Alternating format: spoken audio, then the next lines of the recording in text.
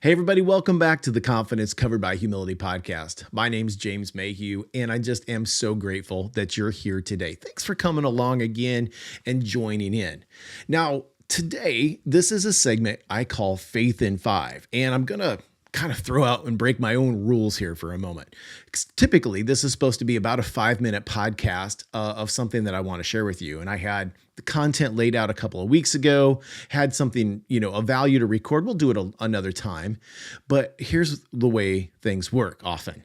Yesterday morning, Sunday morning, I was at church and I heard the pastor talking about this really great sermon. And we'll get into that today. But here's what it was based on. He said, our problem with waiting has less to do with time and a lot more to do with our need for control.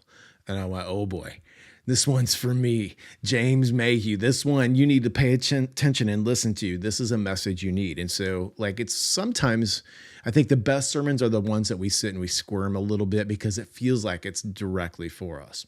I thought, hey, this is something that maybe some others would benefit. I just know that I just have that feeling that there's going to be others of you that are listening today that need the same kind of message, same kind of inspiration that I needed to hear.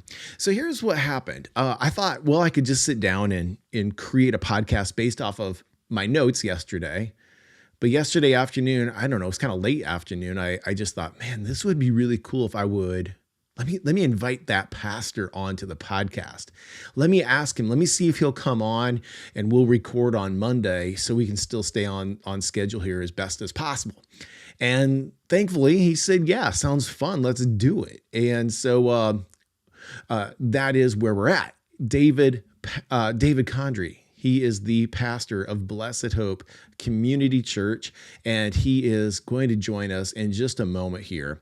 But I just wanted to tell you, David is one of these guys that not only is he a very gifted pastor, preacher, but he is also, over these past several years, has become one of my closest friends. I've probably had some of the deepest conversations with anybody ever in my life has been with David. And I just enjoy his company and his knowledge and his, his calling. He is a guy that reads, studies, and loves scripture and listens to other pastors, listens to other preachers all the way back in history. So anyway, it's my pleasure to bring him onto the show today. And without any further setup from me, let's get this thing started. Here is our conversation.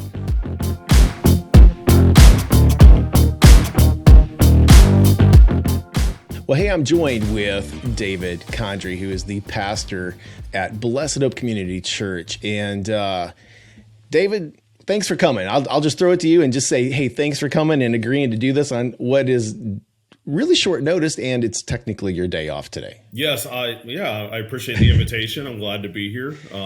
It's always fun to do new things, so it's exciting. I'm glad, for the invite. So yeah, you're welcome, man. All right, so yesterday you started out, and this is I already mentioned this to people who are watching, but this is one of those sermons where it did make me squirm a little bit. It felt like it was a message that was directed to me. It's like, hey, Mayhew, pay attention to this. And here's how it started. You said something near the beginning that our problem with waiting has less to do with time and a lot more to do with our need for control. And well, that's very strong for me. And you went on to say that waiting feels negative because that we feel like something or someone then has control over us. And as a recovering, control person, that was very real. And you went on to say then it makes us feel like we're wasting time or missing opportunities. So I'm just going to toss it back to you, David. Like, what was the inspiration for that? And, whether you want to reference the Psalm that you chose or however, tell us about that. So that all came out of, we were in the 23rd or 27th Psalm. That was what we looked at in the entirety on Sunday. And at the end of that Psalm, David just talks through some amazing stuff. King David through that entire Psalm. And he's declaring aspects of his own life, and he's talking about himself and what he's learned or his focus and his perspective. And at the end of it, he makes this just powerful proclamation. And then he places it back on the reader. The last verse of the psalm is he changes his focus from like talking about himself to putting it back on everybody else. And so he makes this powerful declaration at the end where he says, I'm still confident of this. I will see the goodness of the Lord in the land of the living. So all of this psalm leads to this moment of him declaring his confidence in the goodness of God and God showing up and God revealing himself and just this massive proclamation. But then all of a sudden he ends it by saying, wait for the Lord, be strong and take heart, wait for the Lord. And so he's making almost like I don't know if you want to call it a command, but he's putting it back on whoever's reading through his words. He's saying, I've given you all of this insight of my life. And then he ends it with that, wait for the Lord. And that's where as I was praying about it and thinking about it, that's where my thoughts started to kind of move. Originally, that wasn't the portion of the psalm I wanted to preach on, but then all of a sudden I started to focus on that. And I got to thinking about how difficult it is for us to wait. And because I was thinking about my own context. So like right now, I find myself asking God for things, and then he doesn't answer the way I want. And I feel like I'm in a waiting season. And so I have to speak, I get frustrated because I don't like to wait. I want my answer. It's like I've proposed my question, God. I've given you my request. Answer is kind of my attitude. But then here's David. It's like, just wait for the Lord. And he says it in a positive, not a negative. So then that's where I got to thinking about waiting and our culture in our society. We just paint the idea of waiting in any context as a negative. Like right. Everything is instant, right? If we wait too long for our food, if we have to wait too long in traffic, if we have to wait at the doctor's office, if we have to wait, everything is seen as negative. And it seems to go completely against what the Bible is telling us about this attitude of being willing to wait on God, being able to allow our hearts to feel that. It was funny as you were talking about control. I didn't think I said it during my sermon, but I didn't think about it until right during the sermon. But I was using the analogy of talking about in traffic. Like we get impatient in traffic. And during the sermon, all of a sudden, it just dawned on me how foolish we are to just have a sliver of control. And I made the reference to people in traffic that start weaving in and out of lanes. Like right. I'm gonna push my way into this because in our minds, in our hearts, it's like, as long as I'm moving, even if it's a foot at a time, I still have some control. Like I'm not prisoner to just sitting here. And so when I said that on Sunday, I kind of chuckled to myself when I said it because man, we are so control driven.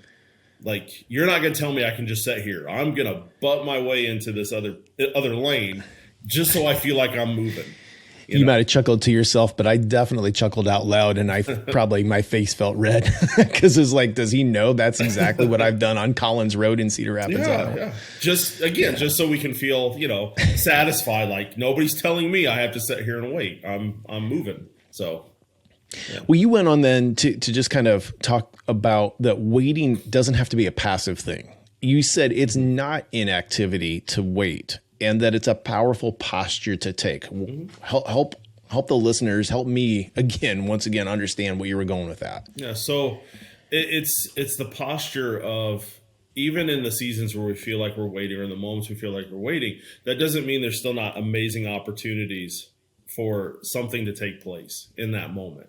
Some of us are so busy and we complain about, I just need some time. Right. I would just love some time to just pause. And then all of a sudden we're given this moment in traffic to pause, and we can't recognize it for what it is. Or, wow, I actually have a few minutes in the doctor's office where I can sit here and think and take a breath and maybe pray or like just pause. And so waiting could actually be the moments that God gives us to wait in a time context is, maybe some of the blessings we've been asking for, but we're just not recognizing for what they are. Sometimes waiting is, if you're having a moment where you're with your spouse or with a child, and that might be a moment where you're being blessed with an opportunity for a conversation, to spend time together, to enjoy one another. Sometimes waiting is God giving us an opportunity to see something that we haven't seen before, where he's saying, pay attention to what's around you. Waiting is also moments when God will say, I need you to talk, like, I need you to interact with this person, talk to this person. I'm putting you here for a reason. There's a situation. It's not about you.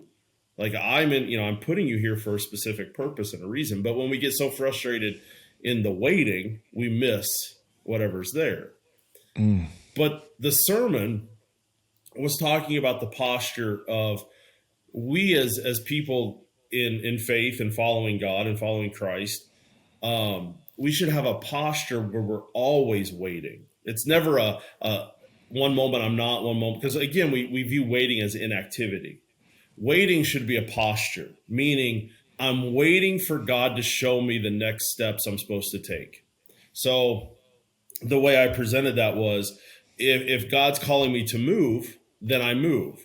And while I'm moving, I'm also waiting for him to tell me when it's time to stop. I'm waiting on God because I'm focusing all of my attention on God's direction and God's commands. Like, what is God telling me to do? So it's a posture where my focus is solely on God, and I'm waiting, like I'm attentively watching him to tell me what comes next.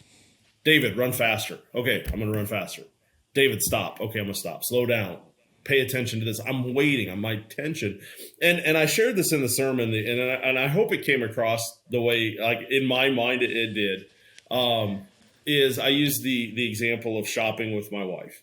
You know, and so I have had, I shared one story, but this has happened a lot where I will go with her and I am there shopping with her, and I am waiting on her, meaning I have taken the posture that when my wife moves to the next section of clothes, I move with her. When she stops, I stop. I'm watching and waiting for her to show me what comes next.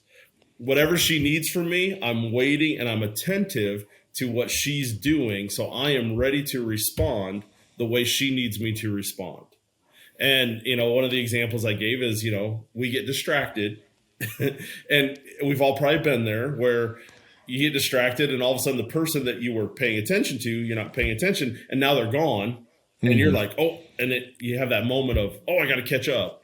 Well, that's what happens a lot with us with God, is we don't have a posture of focus on him, so we're not ready when he moves. He moves and we're not paying attention, or he tells us to stop and we keep going, and so that's that posture of waiting that I was talking about. What are some ways, David, that we can kind of dial in and attempt to understand? Like, I'm looking for the word here. You and I have talked about this before, but it's the discernment to know are we moving too slow? Are we ahead of where God has us? Are we behind, or are we in step? What are some ways that we can be a little bit more aware of that? Oh, that is such an awesome question. And it's one of those questions that I would love to sit here and say, man, I got that totally figured out. Totally figured that one out. Because that's one of the things, just to equate the permission for us to say, none of us are perfect at this. And neither was David. Here's David saying, wait on the Lord. And we have examples of his life where he screwed up and he went ahead of God, and it caused problems. And he had moments where he didn't go with God and he had problems.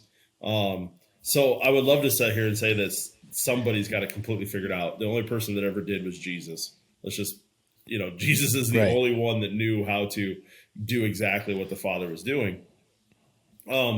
But I think one of the key points that we have to make is in life is constantly challenging ourselves and asking the question, whose agenda am I living by today? Whose agenda is it? Is it my agenda or is it God's agenda? And that's not a one-time question. That's constant. That's a constant question. I could have woke up, like just even this week, I could have, if you think about it, I could have had, the person that was supposed to preach reach out to me this week, and I could have said, listen, it's my Sunday off. My agenda is we're planning this. And then if I wouldn't have preached, I wouldn't be having this conversation with you, right? We wouldn't It's even be true. having this conversation. Yep. So that's that. How often do we have opportunities placed before us? And I call them opportunities because anything from God's an opportunity. Anything for, we see it as a burden sometimes, but anything from God's an opportunity. And if we're not willing to pause on a regular basis and say, by whose agenda am I living by? We're going to miss those opportunities because God's agenda is not all. In most cases, it's never going to line up with ours. Yeah, it's very convicting. Very convicting from a person who is, here's the thing is most people who have dealt with me at a professional level, even back through the years when I was doing different things. Like I used to be a wedding photographer and did portrait photography, back in the 90s. And one of the things I was complimented on frequently was my patience. You're so patient. And I'm like, I'm paid to be patient here. Like I have to be patient in these cases, but inside I'm like, we're running behind. I'm going to have to do this, and so maybe I was gifted with having the ability to inwardly know how to adjust that. But here's the thing is Beth knows me better than any other human being on the planet. And she knows how impatient I am. And it's not pretty. I just think that's one of those things that's so relevant in our life is when anytime that we're impatient, I think that leads to, I don't know, maybe stress is a result, or maybe stress is the driver of impatience. I think you could argue either side of it. But I know that when I am stressed or impatient, I'm also hurried. In every time in my life that I've ever been hurried, I'm forgetful. I make mistakes. I'm short with people. I'm not present. I miss opportunities. I mean, all the things. Mm-hmm. And that is the times then I also realize that my relationships then are going to be strained. Yeah. I don't feel much joy in my life when I'm constantly hurried. Yeah. And I think people can do that for quite a long time, but it always ends in some type of either, hurt relationship, or, you maybe you have a health issue that starts to pop up. And I've talked with clients on things like that. So I think this is why this was such an important thing to talk about today is knowing how to take that posture, or at least being aware to have that posture of being patient. Well, it's something we're going to take a lifetime to grow into. I mean, right. Again, that's the thing is. But wait, I'm impatient and I don't want to wait for that. Exactly. Just give me the formula to make it work, and we're good. As you were saying all that about being impatient and just hurried and busy, I'll give you another story of, and I don't want to make it sound like we don't have to not be busy at times. I mean, that's not the. Mm-hmm. I mean, this isn't one of those things where yes, there are responsibilities and we have deadlines that have to be met. So this isn't this, nobody should take this as, oh, great, I'm just going to drag my feet all the time and, just go slow throughout life. That's not the intention. But I'll give you another story that happened recently for myself that was just powerful of not getting in a hurry, because sometimes when you're not in a hurry, God gives you an amazing blessing. So a few weeks ago, and you were there, we had an amazing Sunday of baptisms. Like God, it was amazing. And here's what my personality is like. I'm an introverted person. You and I talk about this quite a bit. I love being around people, but at the same time, being around people drains me and just emotionally and just physically and all that. And it was such a powerful Sunday that as the service got over and people were leaving, I could feel my energy level start to, like the boost of emotion was just starting to seep out, and I was feeling that, and so everything in me was extremely excited. And I'm like, but I'm ready to go home, kick my feet up, and just pause. And how, at churches, a lot of people that we got to get to the next thing. We might have, so nothing against the ones that had to leave, because again, moving on. But for myself, my brain was, all right, we had maybe 20 some people still in the church. And I started having the thoughts in my mind. Hey, it's great you guys are talking, but maybe let's start moving towards the door. Like I wasn't doing that, but you have those thoughts. Sure. Right? Yeah. Because I'm tired of waiting. I want to go home. And while that was happening, a family come back with their daughter that was in tears. She had been in tears since she left. They went home. She was just overwhelmed with just this drive and calling of like, I need to be baptized. I want to Wow. profess my faith. I want to. And her parents talked to her and they asked her, they said, well, do you want to go back and we can talk to David this week? And he said that anybody wants to be baptized next week, like, we can do that. She's like, no, I want to go back now. And they brought her back and when they walked in the door, they weaved through the people that were there and they walk up to me and they say, she's still in tears. And they're like, she wants to be baptized. We baptized. It's like, yeah, let's go. And Sure. we called everybody back that was there. I just yelled. I said, hey, we're going to do another baptism. Anyone wants to come in and watch?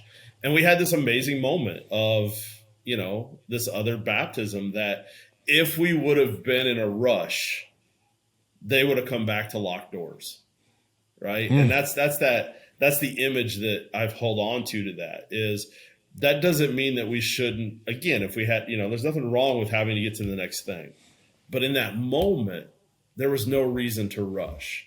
And if I would have been selfish and been like, I just want to go, like I could have looked at my wife and said, hey, somebody else can lock up. Let's just go. But if we would have done that, they would have come back, like I said, to lock doors.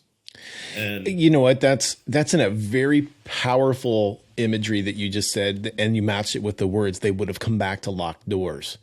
How many times in our lives have we rushed away from something and metaphorically we've locked a door and we've missed that opportunity?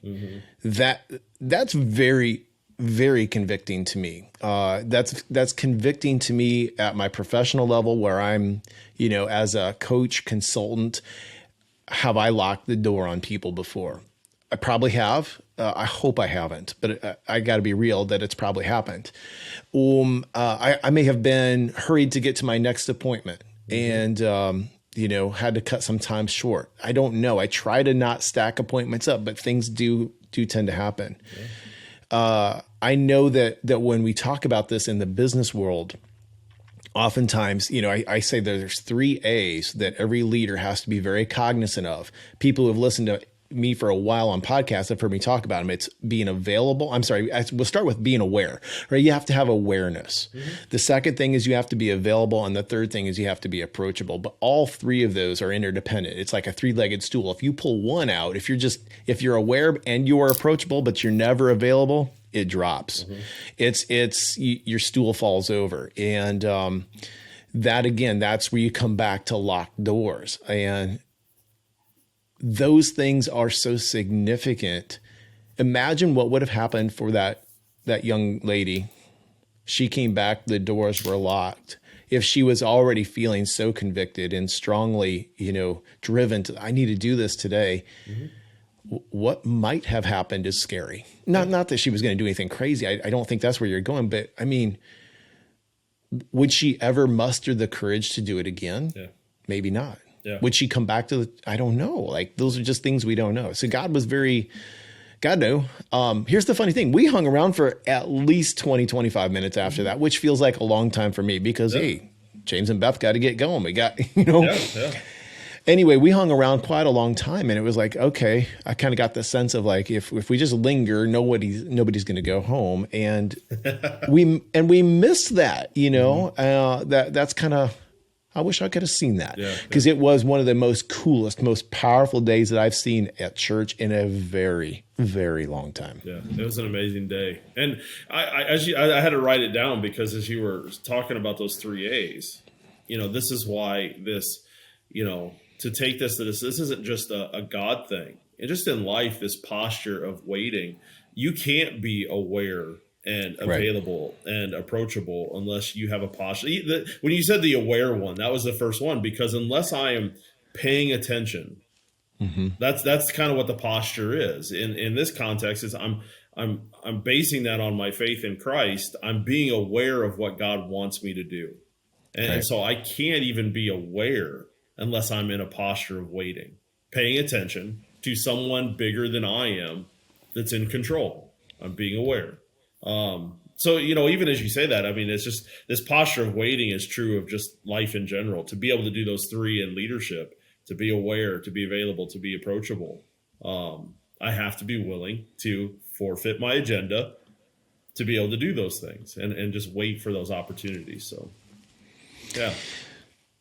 I was gonna make sure there wasn't anything else left here that I thought was really a powerful takeaway, but you did kind of think or mention on this. There was a song you referred to called that we sing in church fairly often. "I Will Follow You." I don't. I think it's that's actually kind of a mainstream song, isn't it? I think it's a Chris Tomlin song. So I mean, there might be some more, Maybe mainstream wasn't the right word, but more contemporary. It's not like a hymn or something like that. No. But you referenced that. What are can you remember some of the lyrics in that outside of "I Will Follow You"? Yeah, because the chorus of it actually goes, it says, "Where you go, I'll go. When where you stay, I'll stay. When you move, I'll move. I will follow." And that was the point trying to get across, is a posture of waiting is I'm waiting by paying attention to God. Like that's what the posture of waiting is because I can't move unless I'm watching when he moves. I can't stop unless I'm watching when he stops. And then the song goes on. It's like who you love, I'll love. Who you serve, I'll serve. The whole concept of the song is I'm taking my cues off of you. So the posture of waiting is I'm waiting by watching so that I can respond when you tell me what to do. And so, that was the reference to that song is it's impossible to live that lifestyle without having a posture of waiting on God's marching orders of what he wants me to do. There's another P word that comes into this. And I used to be involved with a podcast with Mark Moyer and Jessica Pape with Heartland Youth for Christ. And it was based on 7 P's that Mark had picked up out of scripture. And so pace is one of them, in fact, the name of that podcast was called Kingdom Pace. I believe it's still out there, but, I had the honor, your church was called Revolution Church a few years ago. There was Blessed Hope Church. At the time, those were 2 separate entities, but both of you as pastors, connected well. And there was a vision, like maybe instead of us being, going after the same kind of thing, what if we combined? And I had the honor and the privilege of, being included. You guys invited me into that and talked about through this merger. One of the things that you and I specifically worked on was leading, I don't know, what do we want to call this? It's kind of what I do with my business consultants anyway, but we identified the core values and things that we wanted it to be. And so the first core value for Blessed Up Community Church is what? We are running to keep up with Jesus. Yeah.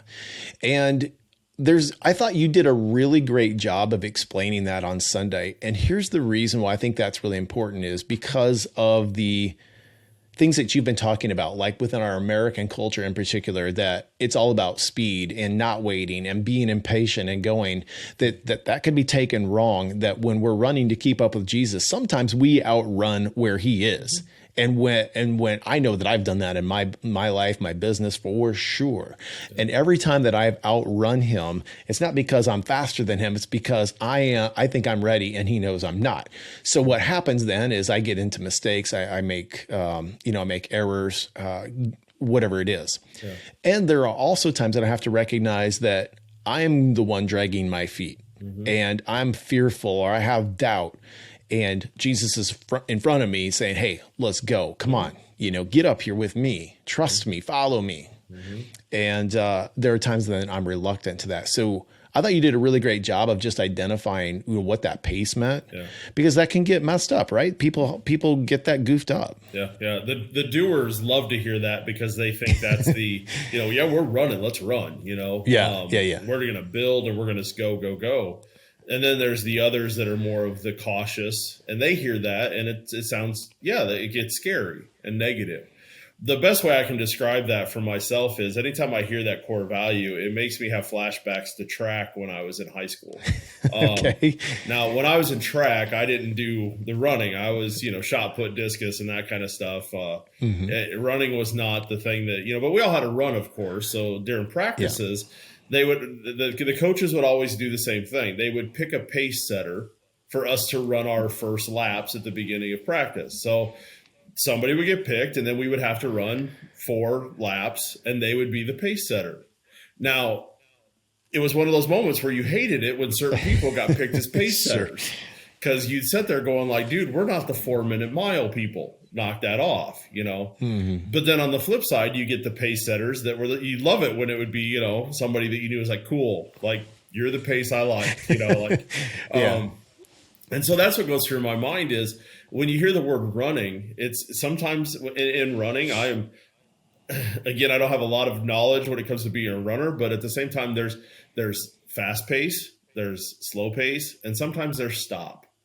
Right. I mean, you have, so when you think about running to keep up with Jesus, it's not this image of just constantly sprinting. It's sometimes there's walking. Sometimes there's, you know, jogging. Sometimes he says, pick it up. We need to run fast because I have given you an opportunity that you can't wait and you got to get it done. And then other times he's like, but you got to recover and you got to rest. So you need to stop. Oh, that's huge right there. And, you know, something just popped into my head I hadn't ever thought of before, but it's based off something you said in the past through other conversations. Sometimes when we're running, part of the running is to be conditioned, right? So if we're running on a track, we're really not going anywhere, but we're conditioning. We're getting prepared for what's next so that we can run from point A to point B and on to point C, et cetera.